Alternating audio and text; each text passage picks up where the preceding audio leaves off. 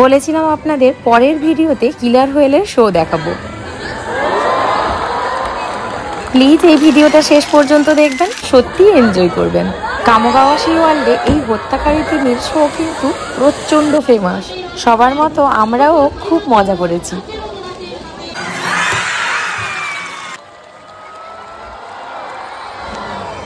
জানেন তো 30 মিনিটের এই শো সারাদিনে 4 বার হয়। এই হত্যাকারী তিমিকে ট্রেনিং দিয়ে তারপর ওদের এই পারফরমেন্স সত্যি খুব একটা সহজ ব্যাপার নয়। আর ট্রেনারদের স্কিল দেখে তো আমি সত্যি মুগ্ধ হয়ে গেছি।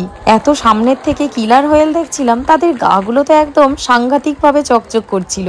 আমরা তো একদম সামনের দিকেই বসেছিলাম। আর সব থেকে মজার ছিল এই কিলার হোয়েলের লেজ দিয়ে জলের ঝাপটা। এই কারণেই দেখুন বেশিরভাগ জন কিন্তু রেনকোট পরে বসে আছেন।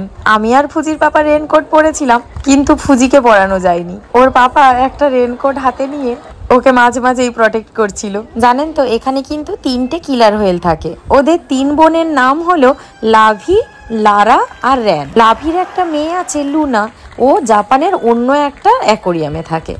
জানেন তো জাপানের কিন্তু এই কামোগাওয়া সি ওয়ার্ল্ডেই প্রথম হত্যাকারী তিমির ব্রিডিং শুরু হয়। ট্রেনাররা এতটাই দক্ষ, এই মারাত্মক কিলার হোয়েলের সাথে কি সুন্দর খেলা দেখিয়ে চলেছেন। আর হ্যাঁ, আমরা যখন শেষের শোটা দেখেছিলাম বসে, তখন কিন্তু 2টো হোয়েলই পারফর্ম করছিল। দেখুন কি সুন্দর ট্রেনারের কথা মতো মুখ খুলছে, লেজ নাড়াচ্ছে। আর এই আছাড় খেয়ে জল দিয়ে সবাইকে ভেজানোটা তো ছিল একদম অন্যরকম মজা। বুঝি আবার ওর পাপাকে বলছিল কেন করছো, শেষে বুঝতে পেরেছে হোয়েল ওরকম ভিজিয়ে দিচ্ছিল।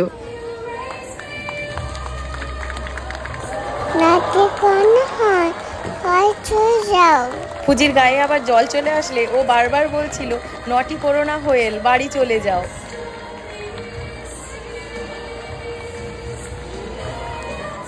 জানেন একটি কিলার হোয়েলের ওয়েট ছিল প্রায় 4500 কেজি, লেন্থ প্রায় 18-20 ফুট করে। আমাদের ফুজির অবস্থা দেখুন, ভিজে টিজে একাকার হয়েছে।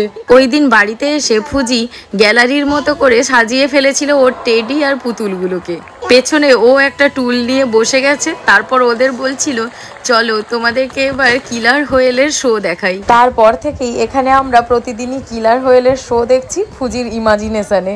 তিমি এবার আমাদের বাই করে দিয়ে চলে গেল ওর ট্রেনারদের কাছে। ওদের মাছ, বরফ এসব খাওয়ানো হচ্ছিল পুরো শোটা চলাকালীন। আর একটা জিনিস খুব লক্ষ্য করেছি, ট্রেনাররা ওদের পারফরমেন্সের জন্য খুব অ্যাপ্রিসিয়েট করছিলেন। ফুজির তো স্নান, লাঞ্চ এখানেই সব হয়ে গেছে। ফুজির তো আর বাই করার যেন শেষই হচ্ছিল না। ফুজিকে চেঞ্জ করিয়ে অ্যাকোরিয়াম ঘুরে আমরা তারপর বাড়ি ফিরি। আজ তাহলে ভিডিও শেষ করি কিলার হোয়েলের বাই বাই দিয়ে।